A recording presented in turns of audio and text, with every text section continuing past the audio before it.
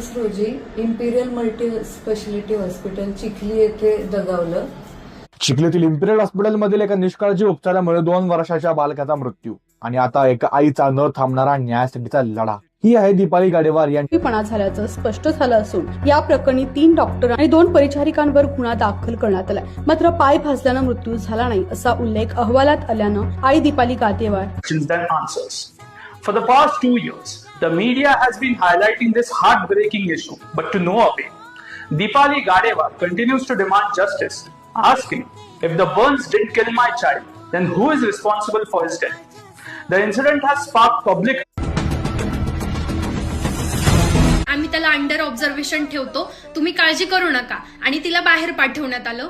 बरं, थोड्या वेळानं तिथनं काहीतरी वास यायला लागला म्हणून ती आतमध्ये गेली, तर तिच्या बाळाचा पाय आहे ना तो पूर्णपणे जळालेला होता आणि तो फक्त डॉक्टरांच्या चुकीमुळं. परंतु डॉक्टरांनी